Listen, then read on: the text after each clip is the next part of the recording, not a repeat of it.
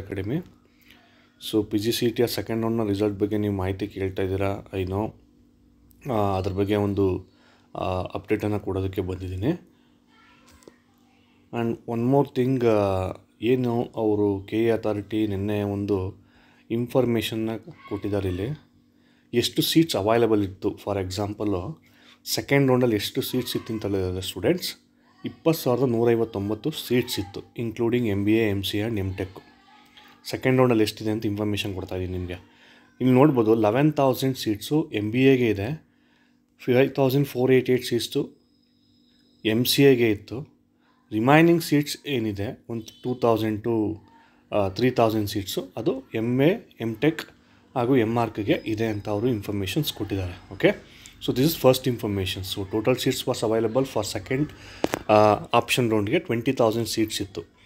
So ಅದರಲ್ಲಿ 11,200 MBAಗೆ, 5,488 MCAಗೆ. ಅಲ್ಲಿಗೆ MCAಗೆ ಬರೀ 50% ಮಾತ್ರ ಅಡ್ಮಿಷನ್ ಆಗಿದೆ. ಐ ಹೋಪ್ MBAಗಾದ್ರೆ ಅಟ್ಲೀಸ್ಟ್ MBAಗೂ ಕೂಡ ಆಲ್ಮೋಸ್ಟು ಒಂದು 50% ಮಾತ್ರ ಅಡ್ಮಿಷನ್ ಆಗಿದೆ. 11,000 ಅಂತ ಹೇಳಿದ್ರೆ ಅವ್ರದ್ದೊಂದು 70% ಅಡ್ಮಿಷನ್ ಆಗಿದೆ. ಬಟ್ MCA ಮಾತ್ರ ಬರೀ 50% ಮಾತ್ರ ಆಗಿದೆ ಸ್ಟೂಡೆಂಟ್ಸ್. ನೋಡೋಣ ಥರ್ಡ್ ರೌಂಡ್ ಮಾಡ್ತಾರಾ ಏನು ಅನ್ನೋದನ್ನು ಮುಂದಿನ ದಿನಗಳಲ್ಲಿ ಅವ್ರು ಹೇಳ್ತಾರೆ. ಸೊ ಈಗ ಸದ್ಯಕ್ಕೆ ನಿಮಗೆ ಏನು ರಿಸಲ್ಟ್ ಬಗ್ಗೆ ನಾನು ಬೆಳಗ್ಗೆಯಿಂದ ಕಾಲ್ ಮಾಡ್ತಿದ್ದೆ. ಸೊ ಈಗ ಜಸ್ಟ್ ನಾವು they picked the call. So ಅದನ್ನೇ ನಾನು ಹಿಂಗೆ ಕೇಳಿಸ್ತೀನಿ ಅವ್ರು ಏನು ಹೇಳಿದ್ರು ಅಂತ. ಸೊ ನಾನು ಹೇಳೋದಕ್ಕಿಂತ ಅವರು ಏನು ಹೇಳ್ತಾರೆ ಅಂತ ಕೇಳಿದ್ದೀವಿ. ಹಲೋ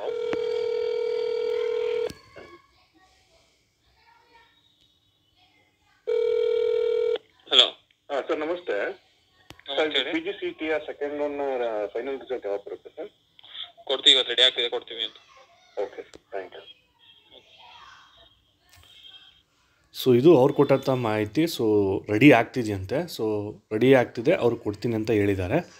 ಸೊ ಹಾಗಿದ್ರೆ ನಿಮಗೆ ಅಡ್ಮಿಷನ್ ಡೇಟು ಯಾವಾಗ ಇರುತ್ತೆ ಅಂತ ಹೇಳಿದ್ರೆ ಇವತ್ತು ಕೊಟ್ಟರೆ ನಿಮಗೆ ನಾರ್ಮಲಿ 5ನೇ ತಾರೀಕು ಒಳಗಡೆ ನೀವೇನು ಮಾಡಬೇಕಾಗುತ್ತೆ, ಪೇಮೆಂಟನ್ನು ಮಾಡಬೇಕಾಗತ್ತೆ. ಓಕೆ, ಸೊ ಅದನ್ನು ಕೂಡ ಇನ್ಫಾರ್ಮೇಷನ್ ಕೊಡ್ತಾರೆ. ಜಸ್ಟ್ ನಾನು ಹಂಗೆ ಹೇಳ್ತಾ ಇದ್ದೀನಿ.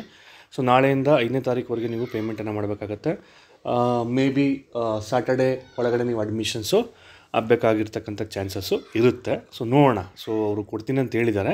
ಸೊ ಯಾರು ಕೂಡ ವರಿ ಮಾಡ್ಕೋಬೇಡಿ. ಸೊ ಅವ್ರು ಕೊಟ್ಟ ತಕ್ಷಣ ನಾನು ಅಗೇನ್ ಅಪ್ಡೇಟ್ ಮಾಡ್ತೀನಿ ಸ್ಟೂಡೆಂಟ್ಸ್. Thank you.